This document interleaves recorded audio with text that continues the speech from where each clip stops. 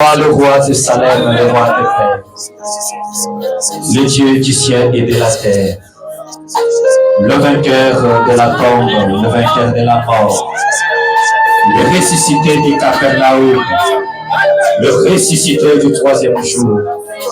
Tu as vaincu la trinité de Satan, tu nous as donné la victoire. Tu es mon Dieu Seigneur, dépassant la lune, dépassant les étoiles, dépassant la Voie lactée. Tu es monté plus haut et ce matin ton œil veille sur nous. Merci toi le ressuscité. Merci pour la victoire que tu nous as donnée. Merci pour la vie. Le souffle de vie que tu nous donnes gratuitement. Sans argent, sans rien payer. Tu nous as gardés, Seigneur, depuis que l'année a commencé. Depuis le 1er janvier de cette année. Tu nous as gardés, Seigneur. Et aujourd'hui, en ce 10e jour du mois de mars, tu as encore manifesté, Seigneur, ta main puissante envers nous. Et nous voici, Seigneur, à tes pieds, réunis ici, au pied de la croix, autour de l'autel restauré par Malachie 4, pour t'adorer, pour t'exprimer notre amour. Pour t'exprimer, Seigneur, notre adoration, pour te dire combien nous t'aimons, pour te dire que toi seul, Jésus, tu occupes la première place dans notre vie. Merci, Jésus, parce que en ce dimanche matin, tu nous as appelés ici à venir commémorer, Seigneur, ta résurrection. Nous nous confions à toi. Nous te confions la réunion de maintenant et à jamais. Il t'a plu, Seigneur, dans ta souveraineté, de faire en sorte que l'homme puisse être un engin par lequel tu apportes la parole. Tu pouvais souhaiter, tu pouvais faire que le soleil, la lune ou le vent ou n'importe quelle autre créature puisse apporter ta parole, mais tu as choisi l'homme pour qu'il puisse parler à son semblable. Maintenant, tu vas mettre, nous t'invitons dans la scène, efface-nous, Seigneur, viens quand même, parle à ton peuple. Et quand nous de la scène, déverse ta gloire et ta puissance au Père de Jésus-Christ comme jamais auparavant. Ferme la bouche, Seigneur, des critiqueurs et envoie la honte dans leur camp. Redonne au Jésus-Christ le sourire à ceux-là qui sont abattus, Seigneur. Guéris les corps malades, ramène les âmes rétrogrades. Tire la gloire de cette réunion, car nous nous confions entièrement à toi. C'est dans ton précieux et glorieux nom, Jésus-Christ notre Dieu, que nous prions et demandons ainsi. Amen. Amen. Nous allons nous tenir debout par respect à la parole du Seigneur et ouvrir nos Bibles dans Deutéronome chapitre 3, Matthieu chapitre 6, 1 Pierre chapitre 3, Romains chapitre 8, Lamentation chapitre 3. Nous lisons dans Deutéronome depuis le 23e verset. En ce temps-là, j'implorais la miséricorde de l'Éternel en disant: Seigneur éternel, tu as commencé à montrer à ton serviteur ta grandeur et ta main puissante. Car quel Dieu y a-t-il au ciel et sur la terre qui puisse imiter tes œuvres et tes hauts faits? Ni Mungu kani ule ataweza kuwa mumbingu au chini ya dunia, ule ataweza kufuatilisha matendo yako. Laisse-moi passer, je te prie. Uniache kunipita na kuomba. Laisse-moi voir ce bon pays de l'autre côté du Jourdain. Uniache kunione kwa nchi mzuri ngambo ya Yordani. Ces belles montagnes et les Liban. Ima milime mzuri ya Mliban. Mais l'Éternel s'irrita contre moi. Na wa milele akanishirikia à cause de vous. Kupitia mweye. Et il ne m'écouta point. Kishi ashikunisikie. L'Éternel me dit: Wa milele anionesha. C'est assez. Isha kupita. Ne me parle plus de cette affaire. Hapana kunionyesha njoo hii mambo. Matthieu chapitre 6. Mathayo sura ya 6 depuis le 7e verset.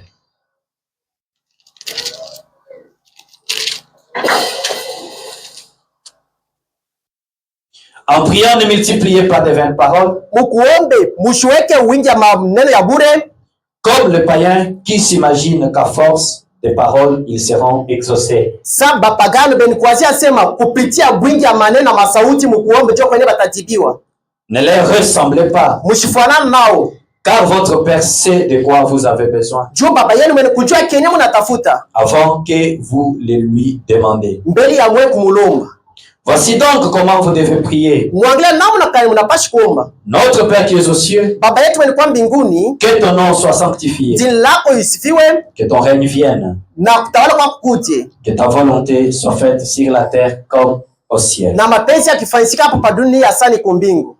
1 Pierre chapitre 3, Petero wa kwanza sura ya 3 le verset 17.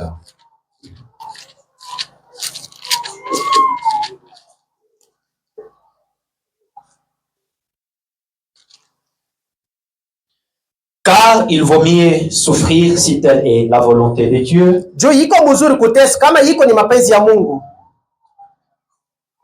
en faisant le bien qu'en faisant le mal. mukufanya vizuri kwa lipo kufanya vibaya. Lamentation chapitre 3, Lamentation sura ya 3 le verset 37. kistara kia 37.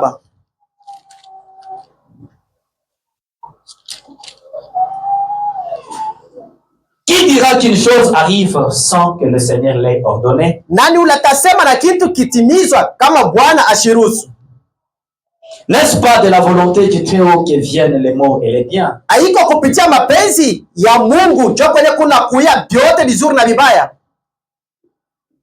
Pourquoi l'homme vivant se plaindrait-il? Juu ya nini mtu mzima enaliakana Que chacun se plaigne de ses propres péchés. na kila mtu azulike juu ya mazambi yake?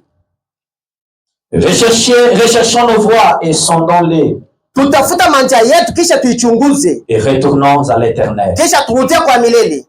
Enfin, Romains chapitre 8, Waroma sura yake ya 8 le verset 26.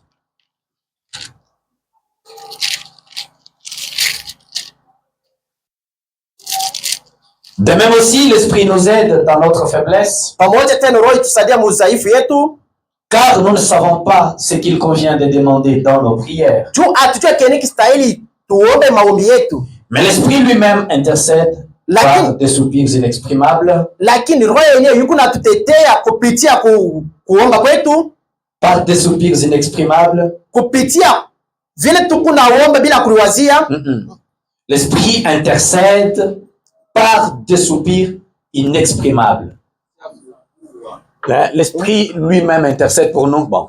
Roho yenyewe inatutetea, Et celui qui sonde le cœur connaît la pensée de l'Esprit. na ule kunachunguza moyo mwenye kujua tena mawazo, Parce que c'est selon Dieu qu'il intercède en faveur des saints. ni juu kufatana na Mungu njo mwenyewe kunatetea juu ya batakatifu. Nous savons du reste que toutes choses concourent au bien de ceux qui aiment Dieu. Tunajua sema jua vitu vyote binajungulikia mpaka pale beni kupenda Mungu. Toutes choses concourent au bien de ceux qui aiment Dieu, Vitu vyote biko jua pale beni kupende Mungu, de ceux qui sont appelés selon son dessein. pale beni kuitiwa kupitia nia Que yake. le Seigneur bénisse la lecture de sa parole. Na Bwana abariki usoma neno Nous lake. allons nous asseoir. Tutikalia chini. Depuis le dimanche passé, Tangu muyengi ilipita, nous avons commencé à parler ici sur les dieux silencieux tulianza na kusema juu ya Mungu wa ukimya ou le mystère du silence de Dieu. au siri ya ukimya ya Mungu. Il peut arriver des moments où Itaweza kufikia wakati ingine vous priez, uko naomba vous n'avez pas commis de péché, au kutende zambi, vous vous êtes examiné, unalichunguza vous êtes correct. uiko mubuzuri, Mais malgré tout cela, hata kufuatana bila vyote Dieu reste calme, il reste silencieux. Mungu anabakia kimya bila kujibu.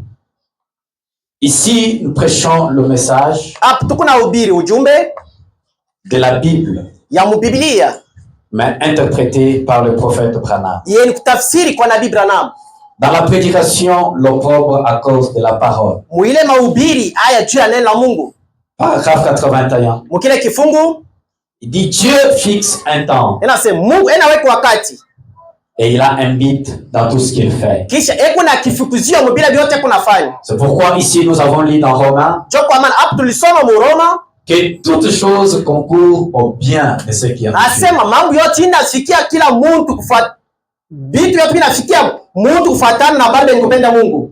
Et dans Lamentation, nous avons lu, Na Lamentation tulisoma, est-ce qu'une chose peut-elle arriver sans que l'Éternel l'ait ordonné? eti mambo itaweza kufikia kama wa milele ashiruhusu. Dieu est donc derrière tout ce qui arrive. Ni kusema Mungu eko nyuma ya mambo yote na kufikia. Est-ce que vous le croyez? Eti mnaaminia? Dieu connaît toutes choses. Mungu anajua mambo yote. Dieu ne peut jamais être étonné Mungu hastaweza kushangaa par un événement qui t'est arrivé. kupitia mambo fulani yanakufikia. Comme pour dire il dormait? Uvipi ataweza kusema alikuwa analala? Non. Hapana. Il connaît. Alikuwa mwenye kujua. C'est pourquoi la parole nous dit, Joko maneno nasema, il fixe un temps ekuna weko wakati. et il a un but dans tout ce qu'il fait. Kisha ekuna akifukishia mbiote kuna tenda. Rien n'arrive par hasard. Hakuna kile kitaweza kufika kwa bure. Pensez-vous que votre maladie est arrivée de manière à surprendre Dieu? Mnawatia semile magonjwa inakubamba mnaona ya kusitusha Mungu. Rien n'arrive par hasard. Hakuna kile kitaweza kufika kwa bure.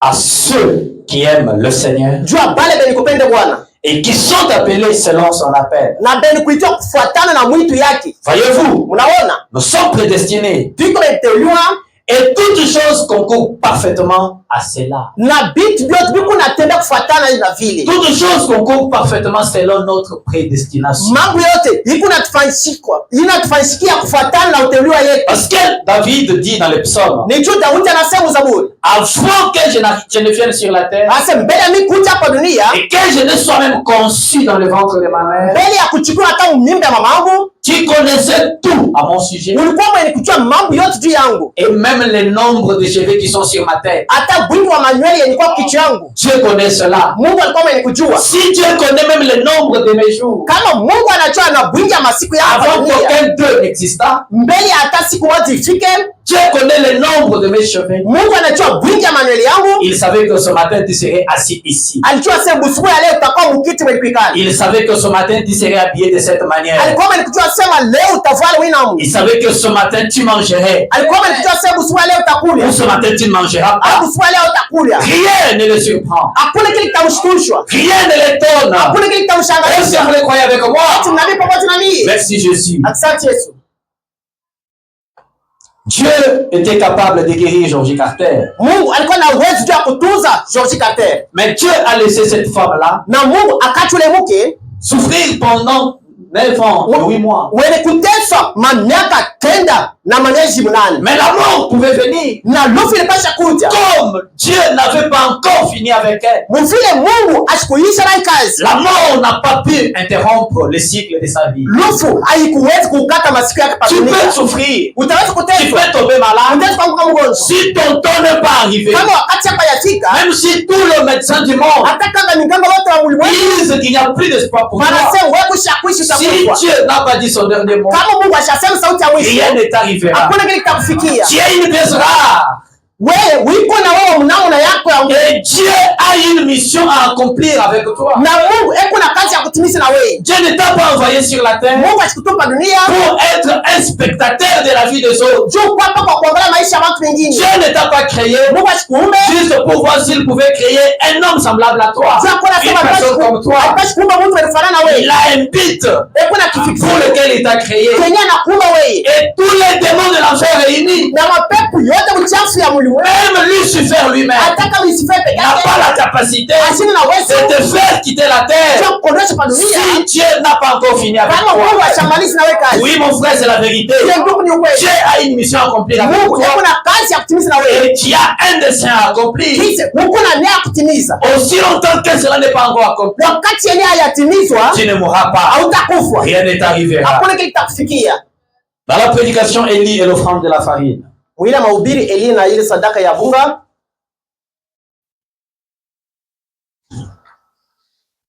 Le paragraphe 38, Mkile kifungu. ou plutôt commençons par 42. Tuanzia mkile kifungu ya 42. Vous savez, Mnajua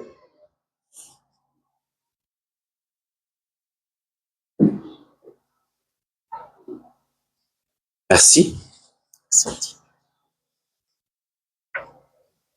Nous pourrions en tirer une leçon. tutaweza kupata mafundisho fulani.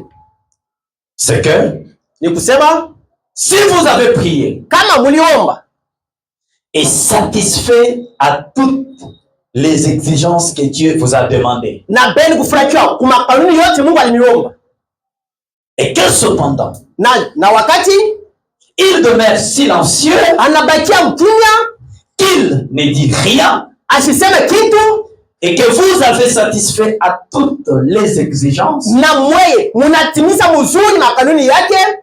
maintenant que se passe-t-il alors? Ni kinini kitafanyika? Si vous savez que vous avez satisfait à ces exigences, kama wewe munajua sema mulitimiza makanuni yake yote, maintenant que se passe-t-il alors? ni kinini kunapita? Et que vous avez fait tout ce que vous devez faire, kisha mulitenda yenye kustahili jua kufanya, alors la foi ne chancelle pas. na pale imani haitatengaka, elle reste bien tranquille. iko na bakia kimya, elle a des pensées positives. iko na mawazo yenye kwa yakakisho. La foi s'agrippe solidement au rocher des âges. Imani inaliweka kumwambi ya vizazi. Quand est-ce que notre foi devient grande? Ni wakati kani imani yetu inakuwa kubwa. Notre foi est grande. Imani yetu inakuwa kubwa au moment où tu examines ta vie. Wakati yenyewe unachunguza maisha yako. Tu ne te reproches de rien. Hakuna mambo hata moja. Tu as confessé tout. Unakiri mazambi yako yote. Tu pries Dieu. Unaomba Mungu. Mais Dieu refuse de te donner ce que tu lui as demandé. Na Mungu anakataa kukupatia kenye unamulomba. C'est à ce moment-là que votre foi devrait devenir grande. Jo wakati yenyewe imani yako inapaswa kuwa kubwa. Est-ce que vous dites amen? Eti mtasema amina? C'est à ce moment-là jo wakati que vous prouvez que vous êtes un fils de Dieu. Yenyewe utaonesha sema uko mtoto wa Mungu. Vous vous êtes examiné, ushalichunguza. Plus rien à vous reprocher. Hakuna mambo mabaya hata moja. Mais malgré ça, atafuatana ile, Dieu reste calme. Mungu anabakia kimya. Il reste silencieux. Anabakia kimya. Il refuse de vous dire, de vous donner quoi que ce soit. Anakatala kukujibu na kupatia kenyo na mulomba. N'est-ce pas de la volonté du Très-Haut que viennent les mots et les biens? Aiko kupitia mapenzi ya Mungu wa mbinguni kwenye kuna kuja vibaya na vizuri. La Bible dit, Biblia inasema l'Éternel rendit Anne stérile. Wa milele akaweka Ana mutasi. Est-ce que vous le croyez? C'est la Bible. Ni Biblia. Anne n'était pas devenue stérile parce qu'on avait mal mangé sa dot. Arrêtez des superstitions dans votre tête. Ana achukua mutasi juu balikule mara yake mubaya pana. Mutoshi ile mambo mkichwa. Anne n'était pas stérile parce que quelqu'un l'avait ensorcelé. Non, monsieur. Ana achukua mutasi juu mtu fulani alimuloka. Anne n'était pas stérile à cause de ses péchés. Ana achukua mutasi juu ya masambi yake. Est-ce que nous sommes dans la Bible? Explique Biblia. La Bible nous dit. Biblia inatoresha. L'Éternel rendit Anne stérile. Asema wa milele akaweka Ana mutasi. Mais ça ne s'est pas arrêté là. Na abikuishia pale. L'Éternel permit encore. Wa milele anaruhusu tena que la rivale de Anne. Asema kulia kwa Anne. Mke mwenzake wa Anne. Penina. Ule Penina. Commença à la mortifier. Anaanza sasa na kumsema paka bibaya. Voilà. Anaanza kumchekelea. Chaque jour. Na kila siku.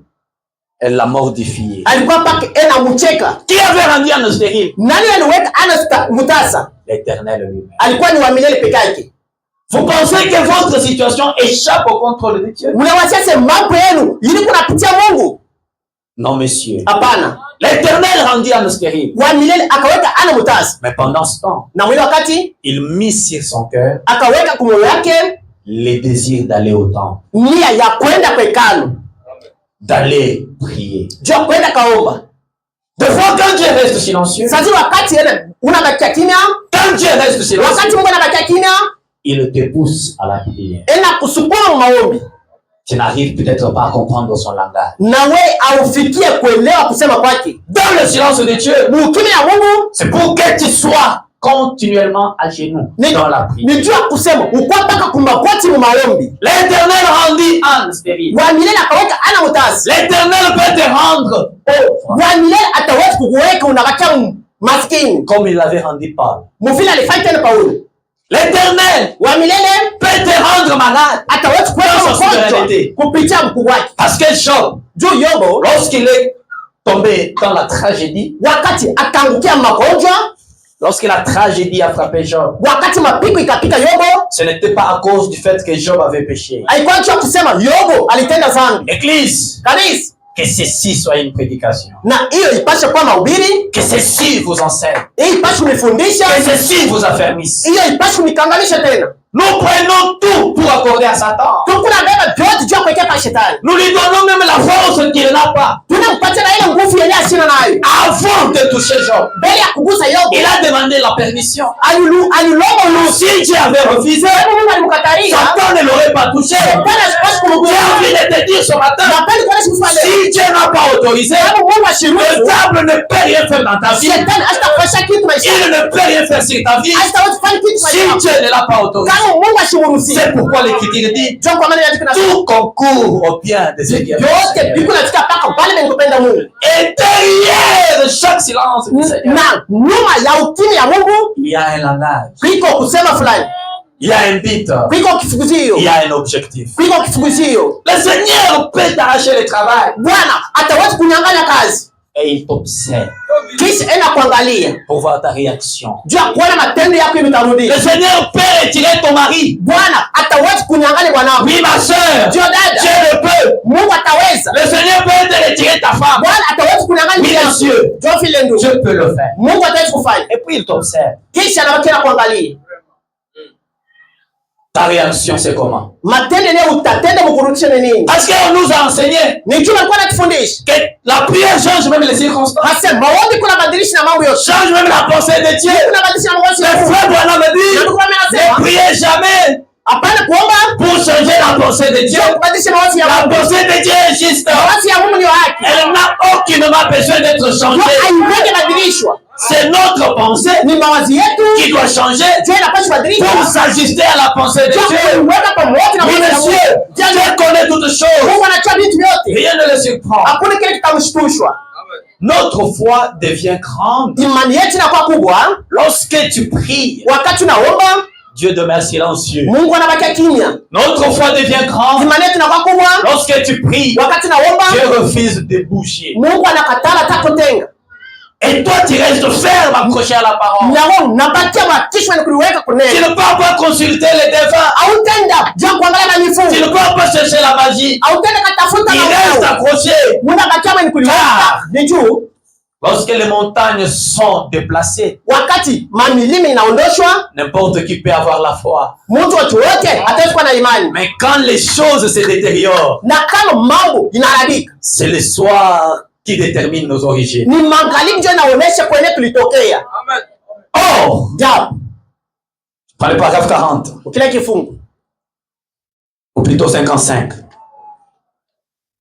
il testa les enfants hébreux ye akapima bale watoto wa Ibrania pour voir quelle sorte de réaction ils auraient. juu ya kuona matendo kalikuwa watatenda mkurudisha. Ils avaient confessé parmi les païens. Na ye alibaki mbele ya mapagano. Non, les trois hébreux avaient confessé devant les païens Bale balikwambia tatu balikiri mbele ya mapagano, qu'il y avait un Dieu vivant, bale balikuwa na Mungu mzima, qu'il y avait un Dieu vivant, qu'il y a un Dieu Jéhovah, qu'il était le Dieu du ciel et de la terre, et qu'il tenait toute âme dans sa main. Ainsi,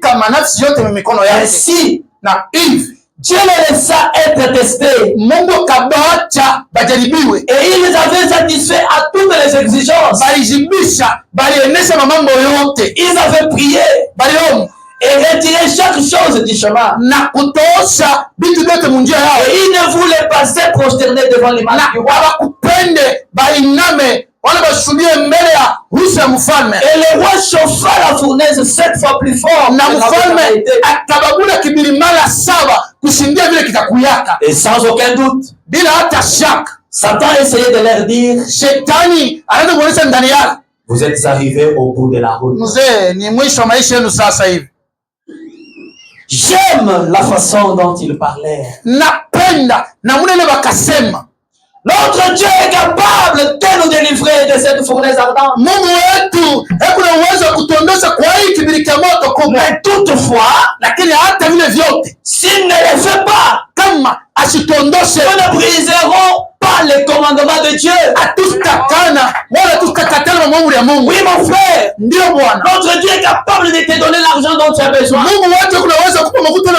Mais toutefois, s'il refuse de te donner, ne brise pas sa parole. N'abandonne pas le message. Ne quitte pas l'église. Notre Dieu est capable de te donner le véhicule dont tu cherches. Toutefois, s'il ne le fait pas, je resterai accroché à lui. Si je sers le Seigneur, ce n'est pas parce qu'il m'a donné le bien de ce monde, mais c'est par amour. Notre Dieu est capable de nous délivrer de cette fournaise. Mais toutefois, s'il ne le fait pas, nous ne briserons pas les commandements de Dieu. Voyez-vous la foi? Voyez-vous la foi? Dieu est capable de me guérir. Mais même s'il ne le fait pas, cela ne signifie pas qu'il a abandonné sa puissance. Je vous ai dit que notre prophète, un jour, il a prié pour... il était à la pêche. À la pêche, là, ils ont attrapé un petit poisson. Ils ont attrapé des poissons. Et un petit poisson est mort. Il a senti un sentiment étrange. Et Innova lui a dit, parle à ce rocher, à ce poisson. Il va reprendre la vie.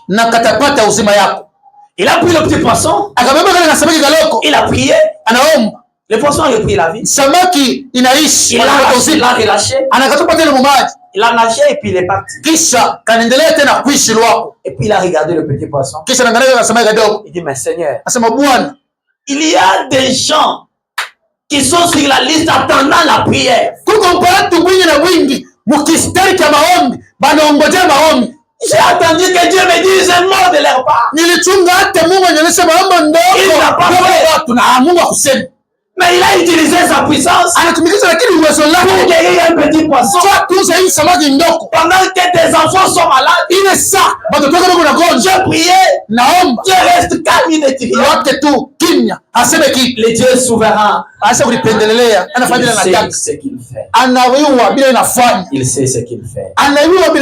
Frère, Dieu est capable d'ôter cette maladie dans ton corps.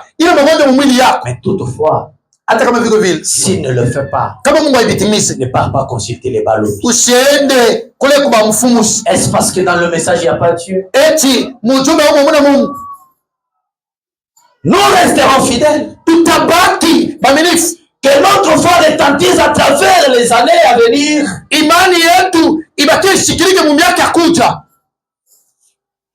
Prouvons que nous sommes restés fidèles à la promesse de Dieu. Mon Dieu est capable de me guérir de Mon Dieu est capable de me faire lever de ce fauteuil. Mon Dieu est capable de faire ceci. Et je l'ai accepté comme mon guérisseur. Je confessais mes péchés, mon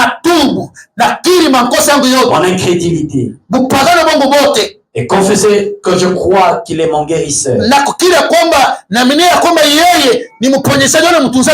Qu'il survienne, qu'il arrive n'importe quoi. Si je ne suis pas guéri aujourd'hui, je le serai demain. Si je ne le suis pas demain, je le serai l'an prochain. Le Seigneur a donné et le Seigneur a repris. Béni soit le nom du Seigneur. Oh, c'était cela. Et lorsqu'ils pénétrèrent dans la fournaise ardente, sous l'épreuve, sous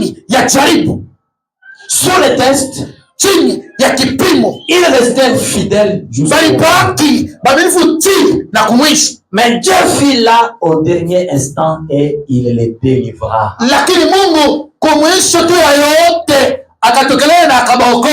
Ils savaient qu'ils avaient prié. Les enfants d'Israël, les 3 Hébreux, ils savaient qu'ils avaient prié, que leurs péchés étaient confessés, qu'ils savaient qu'ils avaient satisfait à toute exigence. Et cependant, Dieu semblait être silencieux. Il demeure simplement silencieux afin de vous tester pour voir réellement ce que vous êtes, ce qui est à l'intérieur de vous. Quand Dieu reste silencieux, c'est pour voir si réellement vous lui faites confiance. Le Dieu qui est capable de tout faire, des fois il reste calme.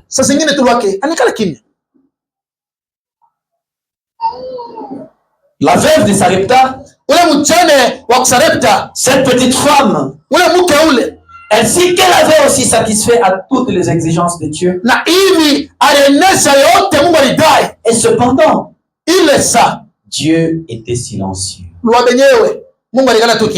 Il semblait qu'il ne se souciait pas d'elle.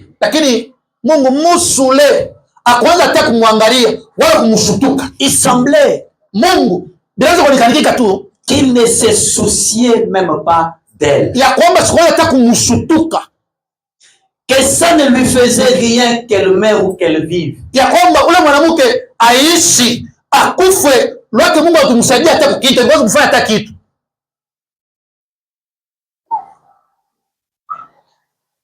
Mais pendant tout ce temps,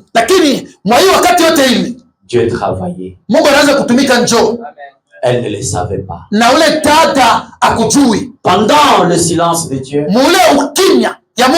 Dieu est en train de travailler. Mais tu ne le sais pas. Le problème, c'est que son silence va prendre combien de temps? On ne sait pas. Mais ce dont je suis sûr, c'est que pendant son silence, il est en train de travailler. Frère, quand la saison arrive, tes efforts ne signifieront rien. C'est comme un frère l'a chanté disant, quand l'éternité décide, les temps et les circonstances n'ont rien à dire. Pendant le silence de Dieu, ça ne signifie pas son absence. Pendant le silence de Dieu, ça ne signifie pas qu'il est absent. Dieu, pendant son silence, ça ne signifie pas qu'il t'a abandonné. Dieu, pendant son silence, ça ne signifie pas qu'il t'aime. Et d'ailleurs, le silence de Dieu, c'est un signe de son amour. Amen. Amen. Pendant son silence, il est en train de travailler. Pendant que toi tu es à genoux et que le ciel semble silencieux, Dieu ouvrira une brèche quelque part et tu lui donneras raison. Tu diras que la parole avait raison. Quand Dieu conduit, il ne conduit pas dans la facilité. Les chemins faciles amènent souvent à la débâcle. Le véritable chemin, c'est un chemin où toi-même tu dois tracer un chemin sur le rocher. Et tu laisses des empreintes de pas. Lorsque les enfants d'Israël sont partis pour enterrer Jacob, ils n'ont pas autant souffert. C'était facile. Mais quand la colonne de feu est descendue, le même peuple, le même endroit, fasi ile il pouvait faire moins d'une semaine. mule kufanya juma moja tu. Quand la colonne de feu descend et commence à les conduire, na inaweza kubaongoza, c'est 40 ans dans les lakini déserts. ni miaka 40 mjango. Dieu ne conduit pas dans la facilité. Mungu hasta kutembesha mbili vya vizuri vya Dieu teketeke. ne conduit pas dans la facilité. Hasta kupeleka mbili vya teketeke Mais vizuri. cela ne signifie pas qu'il va te conduire dans Lakini l'échec. haina sema atakupeleka sema ubishinde au anguka Parce pasi. que les épreuves donnent les caractères. Njoo jaribu inatunga mtu wako. Quand la colonne de feu te conduit, Pale kusema moto inakongoza, elle va t'amener dans un endroit où il n'y a pas de chemin. itakupeleka kwa fasi moja hapana pa kupitia. Comme elle a conduit les enfants d'Israël, Sasa vile iliongoza watoto wa Israeli. tout droit devant la mer Rouge. Pale mbele bali mwekundu. Mais quand elle a fendu la mer Rouge, Pale ilipasua bali mwekundu. ils ont donné raison à Dieu. Banaomba Mungu sheria. Oh Seigneur, tu avais raison. Bwana, ulikuwa na sheria. Voyez-vous, Unaona nini? notre Dieu, dans son silence, pendant son silence, il travaille. Mungu wetu mkime kyake, mtane kime kyake kile, ende na kutumika. Dieu avait parlé à Élie. Mungu alizungumza na Elia. Il a séché les torrents. Oh. Akakausha ile mtoni. Quand Élie, après avoir fait descendre le feu au mont Carmel, Kisha Elia kushusha moto kwa mlima Karmeli. cet homme qui avait la puissance de Dieu Elia alikuwa na uwezo wa Mungu de mwote. faire descendre le feu, Kuna shusha chini na moto mumbingu. mais il a pris fuite devant une femme. Ndiye yenyewe alikimbiaka mbele ya mwanamke. Est-ce que la puissance de Dieu l'avait quitté? Ni kusema ile uwezo wa Mungu ilimtoka paka. Non, messieurs. Amna bwana. Dieu l'amène sur la montagne Mungu anampeleka kwa mlima. et il met une rivière là au-dessus de la montagne, les torrents de Kérit. Kisha akaeka mtoni yulu ya ile yenye mlima ya kwanza hapo kumsaidia. Il ordonna aux corbeaux de venir les nourrir. Akaruhusu bakunguru bawe bamkulishe. Matin et soir, il lui apportait les sandwichs. Busubuhi mkate yenye kutia nyama ndani, magharibi tina muyu banaanza kumuletea ile mkate ya vile. Après avoir mangé, Kisha Elia kula, il tendait la main, ananyosha kwa mkono, il prenait un peu d'eau anatapula yako mai ya kule mtoni ya Torah, de Kérit, ya kule kwenye kugeriti, il buvait. na ananimia mkini. Mais Dieu regardait, Lakini Mungu anaangalia de ce côté-ci, kuinda Mungu. il y a une femme qui a beaucoup prié. Huyu mwanamke aliombaka Elle sana était veuve. na alikuwa mchane. Écoutez mes chers frères, Usikieni mandugu yangu, si l'époux de cette femme ne serait pas mort, kama bwana yake ya ule dada akufaki, elle ne serait pas en mesure de recevoir Élie. akwana mwana sema ule dada ampokea Elia mnyumba yake. Dieu qui crée des circonstances, Mungu analetea mambo ifiki, il a permis la mort de son mari anaruhusu bwana akufe, parce qu'il a un but dans tout ce qu'il fait. anashaba mwambia tu inafanya. Il a permis la mort de son mari Anaruhusu kifo cha bwana yake pour qu'un jour, ndio siku moja elle soit en mesure de recevoir Élie. awe mwatu akipokea Elia. Et Dieu silencieux. Mungu ule nekala kimya. Pendant que la femme priait, Pale huyu Mungu anaweza komba la nourriture allait en diminuant. mbiko na bio na kushuka paka. Pendant qu'elle priait, Pale anaweza komba une semaine, juma moja la nourriture diminuant. byakuri binaweza bana kushuka paka. Et il lui restait une poignée Kuna mbakiria tu ni kaloko bunga kiloko et une cuillerée d'huile. kisha na kankopo kamoya kama C'est mafuta. à ce moment-là que Dieu, Pale mwili wakati ile Mungu il tendit la main ananyosha mkono pour faire sécher les torrents. njo akaushe ile nye mtoni. Frère, Ndugu, tu penses que ça surprend Dieu ta situation? wala wase Mungu binamshutusha mwile mateso na Peut-être c'est Dieu qui a tendu la main sasa zingine Mungu ananyosha mkono pour faire cesser tout aide. juu akatishe afunge usaidizi yote. Parce que Dieu, Juu il permet que les appuis nous soient retirés ene tikaka usaidizi yote matutoshe pour que nous sachions compter uniquement sur lui. tuye tukumwekemei Oui, monsieur, umutugile paka ye ndio c'est la Bwana. vérité. Ni ukweli. Dieu nous retire les appuis. Mungu anatukunyaka usaidizi yote. Il y avait dans la Bible un prophète du nom d'Ésaïe. Kwa Biblia nabii mmoja mwingine Esau Il ne se reconnaissait pas prophète. asikulitambua sema ni nabii. Il n'arrivait pas à exploiter les capacités que Dieu avait placées en lui. Akwenda mwana sema atumikishe za wati ile Mungu alitia ndani yake. Mais un jour, Siku moja Dieu, comme il a vu que cet homme s'appuyait trop sur le roi Osias, huyu mtu yule kama mfalme leo Osias rafiki un yake. prophète Nabii qui devrait s'appuyer sur Dieu, ule alipaswa kukemea Mungu. le voilà qui s'appuie sur le roi Osias Yeye huyu ene kama mfalme Osias pour exploiter ses capacités. cha kutumikisha ile zawadi yake. Dieu retira Osias. Mungu akatukunya akamtosha Osias. Quand Osias mourut, Pale C'est alors qu'Ésaïe entra dans le temple. C'est alors qu'il reçut la vision d'Ésaïe chapitre 6. Les anges montant, les séraphins qui avaient 6 ailes, dès dont ils se servaient pour voler, dès dont ils se servaient pour se couvrir en guise d'humilité, dès dont ils se servaient pour se couvrir la face. C'est dans la présence de Dieu, même les saints anges paraissent sales. Chacun Dieu reconnaît le sang. Gloire soit rendue à Jésus. Parce que nous nous cachons sous le sang. Dieu nous a créés. Voyez-vous, Dieu est derrière tout ce qui arrive. Si il avait laissé Osias en vie, Esaïe ne se serait pas découvert. Il a fallu qu'Osias se meure pour qu'Esaïe entre dans le temple. Et fois Dieu peut te retirer les appuis pour qu'il sache compter sur lui. Oui, mes chers frères, le secours d'un homme n'est que vanité. Et maudit soit celui qui prend la chair pour appui. Dieu veut que tu comptes sur lui. Quand tu es toujours là en train de compter sur les autres, attention, Dieu est capable de te retirer les appuis.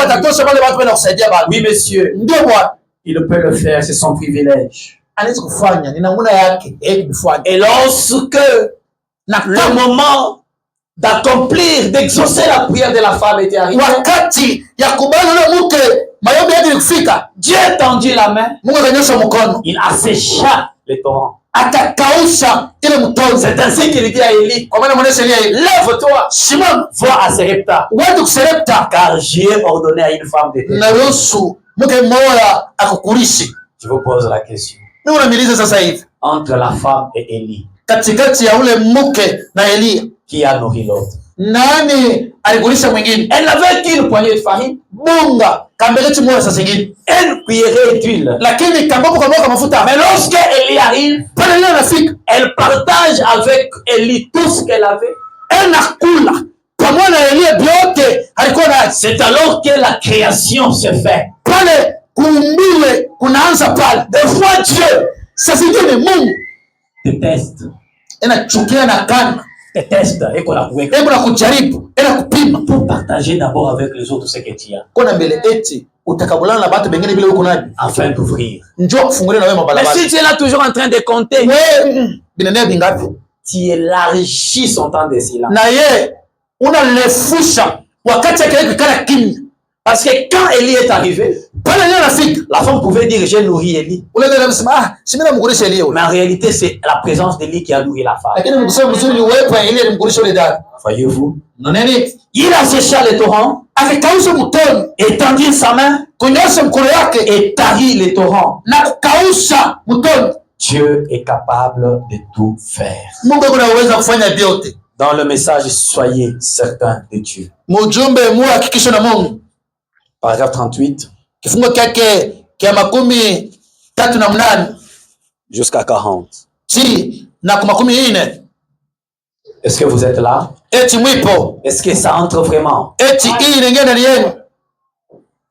Vous savez, c'est une chose étrange que Dieu permette que ceci pénètre chacun de vous. Amen. Puissiez-vous ne plus jamais m'entendre prêcher.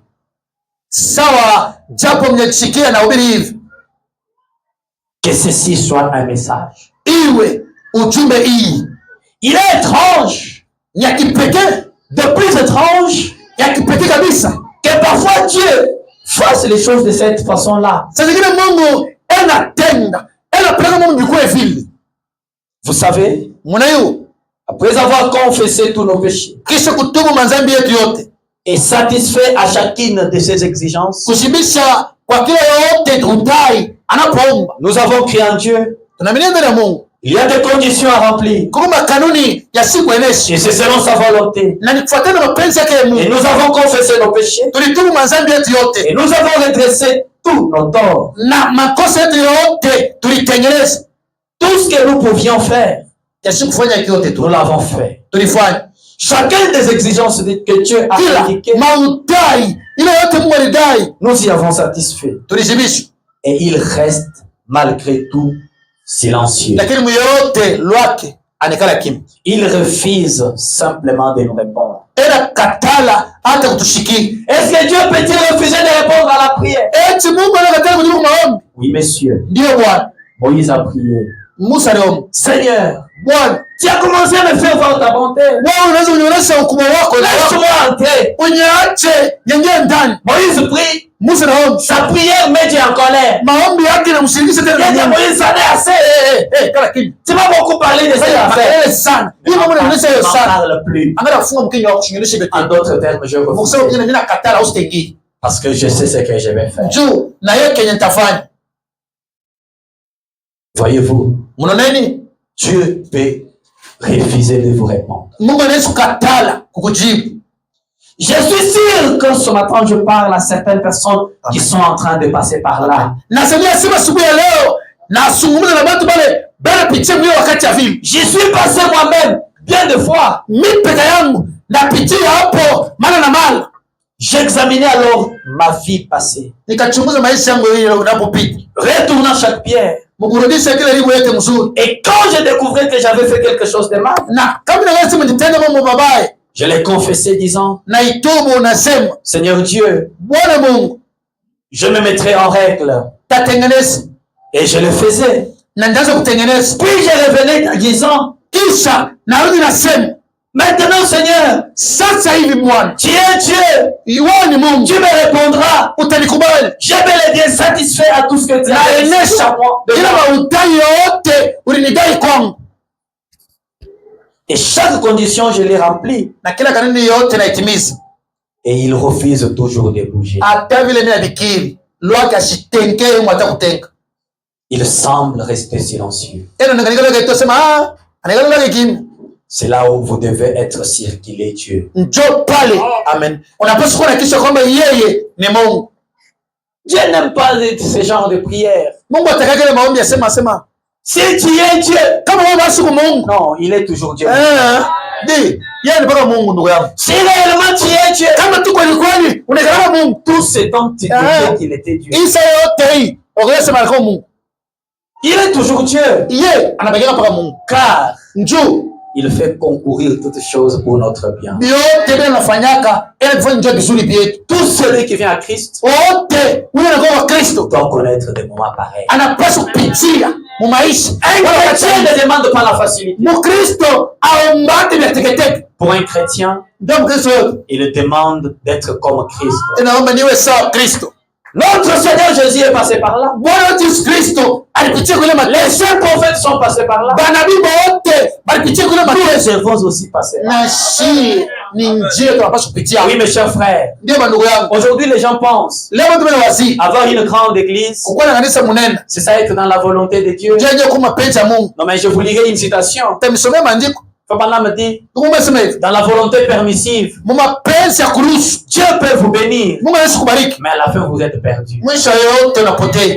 C'est pourquoi voyez toujours Kwa maana mwenendo ya kwamba comment les églises commencent. namna gani makanisa yanaanza. Car si les prémices sont mal posées, Kama malimbuko yote ilete mubaya. les conclusions en dépendent. Mwisho na yote na Si itafuta. l'église n'a pas bien commencé, Kama kanisa ikaanza mzuri. ce n'est pas au milieu qu'elle va s'améliorer. Yaani mkatikati ya nyoroga Non, hapana. monsieur.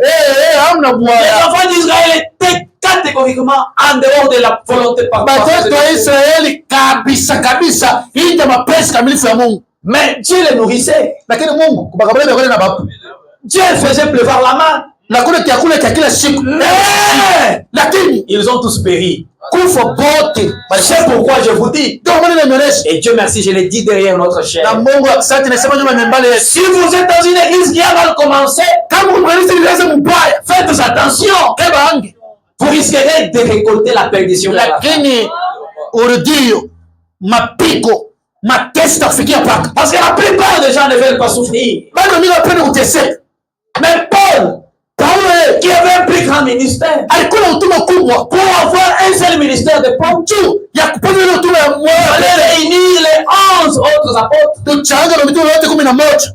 pour produire un seul ministère des portes. Oh mes chers frères, et les camarades des premiers ne le sachent bien.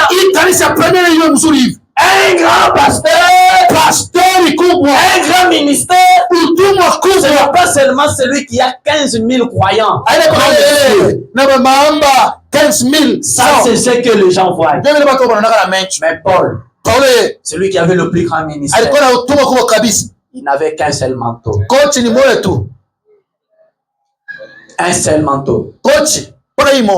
Quand il se déplace et qu'il commence à faire froid, il appelle Timothée. Quand tu viendras, n'oublie pas mon manteau. Je suis dans une région qui fait froid. C'est Paul-là.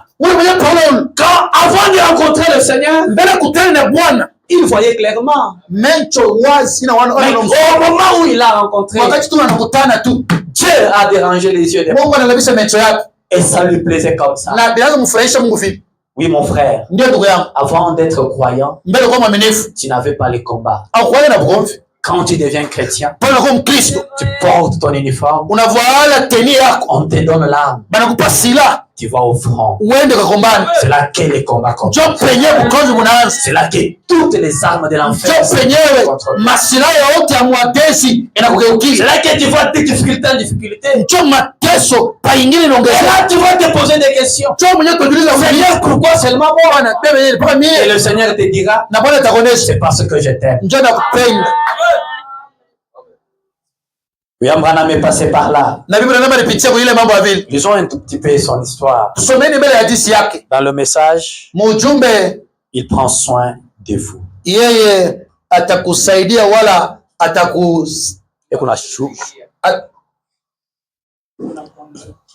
Il prend soin de vous. Alors que j'étais là-bas à l'hôpital, je suis pas grave, 70 ans. C'était le moment où j'en étais arrivé à 2 doigts de céder à Satan. Quand ma fillette Sharon s'est mourue à l'hôpital, je me suis tenu là. Le médecin ne savait même pas que j'étais en chambre. Il avait refusé de me laisser entrer parce qu'elle avait la méningite.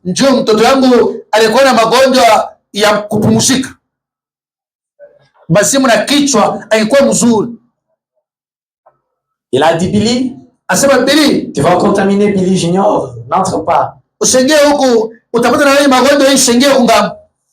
Si tu entres, tu vas contaminer Billy Paul. J'ai dit, Doc.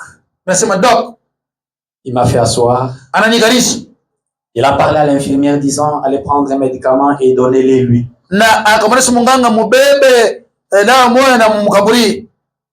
Et elle est venue avec un petit verre d'à peu près cette grandeur et a dit, prenez ceci, frère Branham. Et j'ai dit, déposez simplement cela. Je l'ai observé jusqu'à ce qu'elle est sortie de la pièce. Et j'ai traversé les halls. Je suis descendu au sous-sol. Et mon bébé gissait là.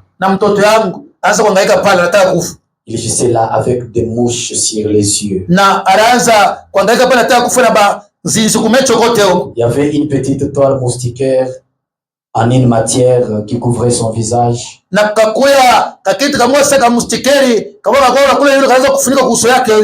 J'ai regardé vers la morgue où gissait la mère de la petite.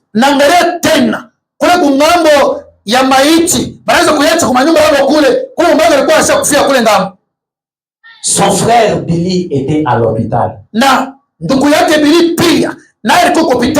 Gravement malade. Mon père venait de mourir là. Quelques semaines auparavant. Et mon frère avait été tué sur le coup. Et voilà. Moi, je n'étais qu'un jeune prédicateur. Et je l'ai regardé. Kisha namwangalia. J'ai regardé, j'ai dit, Naangalia nasema, oh Sharon. hey, Sharoni, Chérie, mpendo, c'est papa. ni baba. Me reconnais-tu? Eti unanifumbula tena, unaniona tena. Et je savais qu'elle me reconnaissait. Na ndio kwamba sema anaanza kunitambua, aliniua tena. Comme si elle essayait de me dire au revoir d'un signe de la main. Utaona sasa mtoto anataka kuonyesha mabayo kwa kupitia kwa mkono. Et ses petits yeux louchés. Na macho yake inaanza kufifia na bule mbebe wote. Elle souffrait terriblement. Akateseka sana. Je pouvais voir ses petits yeux bleus. Na alianza kuona macho yake ya ble inaanza kutaka kufunga. Et alors je l'ai regardé. Kisha na mwangalia. Et je suis tombé à genoux et j'ai dit, natonga magoti nasema,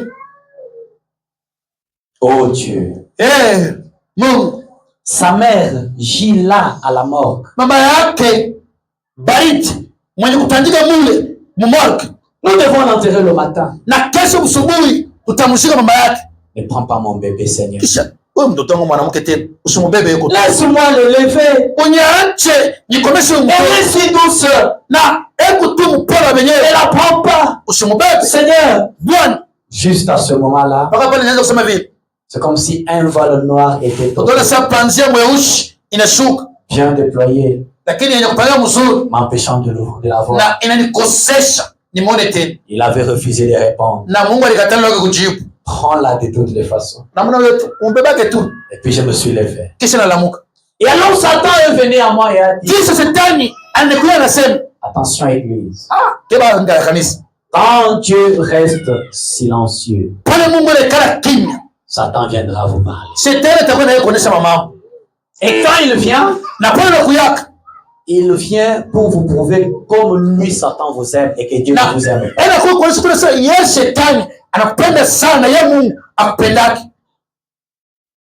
Pendant prier pour son enfant, Dieu refuse de l'exaucer. Dieu reste silencieux et calme. Un voile noir descend. Alors que Satan vient et a dit, tu vas donc les servir. Te voilà. Tu n'es qu'un jeune homme. Qu'as-tu fait? Tu t'es tenu au coin de rue. Partout où tu pouvais. Tu gênais jusqu'au point où tu devenais si faible que tu ne pouvais pas monter sur les poteaux téléphoniques pour faire ton travail.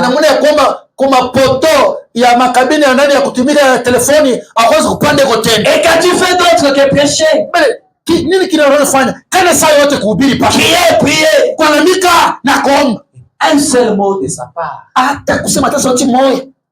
changerait la scène. Mais acceptera-t-il de le faire? Non. Est-ce que Dieu va-t-il accepter de dire il a servi? Mais te voilà. Tu deviens ridicule. Un seul mot de sa part changerait toute la scène. Acceptera-t-il de le faire? Te voilà. Tu as quitté le monde, les dénominations. Oui, rouler avec des longues cheveux. Mais le mariage est où? Quand tu étais dans le monde en ce moment, c'est ce que Satan vous dit. Un seul mot de sa part changerait la scène. Accepterait-il de le faire? Non. Il ne le fera pas. Il la laissera mourir. Et ensuite il te remettra à son service. À cette heure, j'étais pratiquement arrivé à...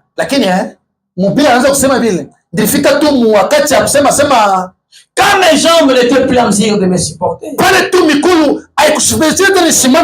me suis appuyé contre les lits et j'ai dit, chérie, tu reconnais papa?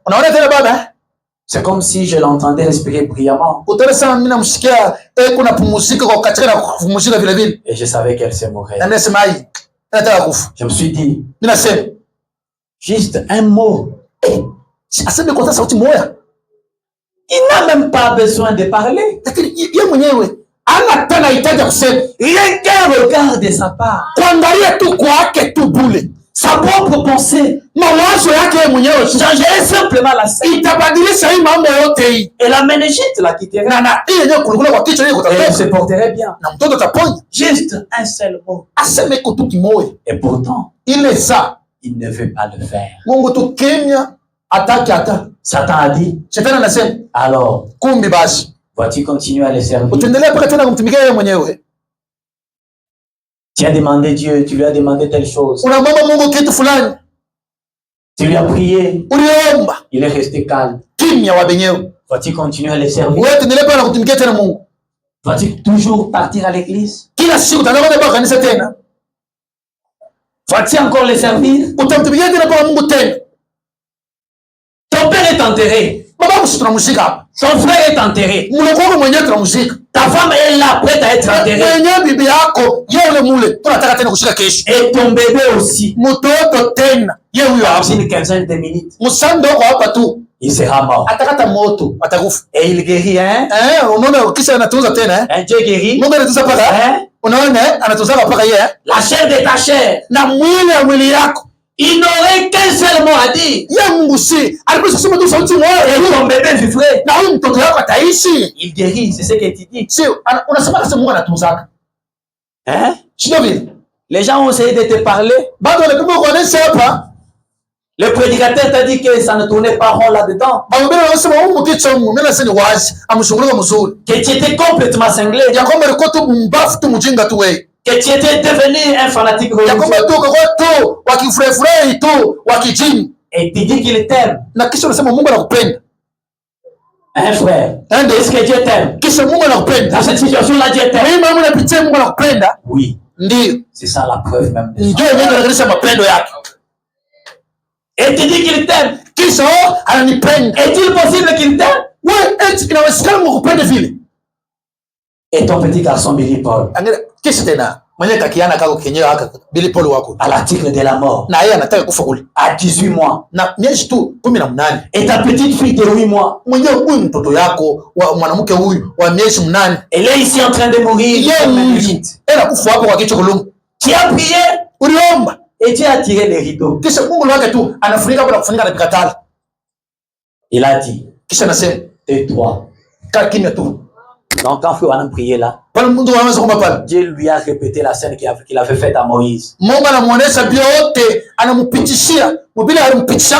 Moïse priait, au lieu que Dieu l'écoute, effectivement Dieu avait écouté. Elle a dit non, tais-toi. Ne me parle plus de ça. Il a dit à Branham, tais-toi.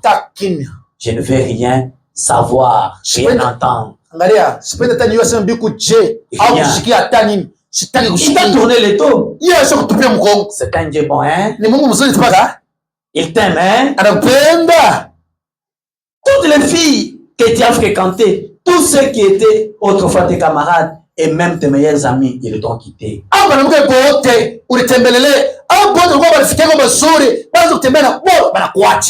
Parce que tu es un fanatique religieux.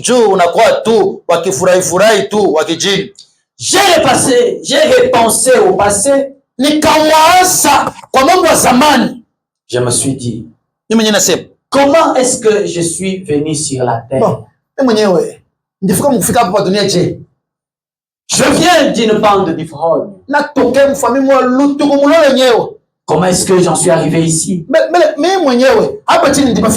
m'a donné la vie? Qui m'a donné ma femme? Qui m'a donné ce bébé? D'où est-ce que ma femme est venue? D'où est-ce que ma fille est venue? Qu'il me tue. J'espérerai quand même en lui. Est-ce que quelqu'un est prêt à prendre un tel engagement? Si j'ai à manger, même si je n'en ai pas, je t'aimerai toujours. Que j'ai une maison ou que je n'aie pas de maison, je t'aimerai toujours. Que j'ai des habits, des beaux habits,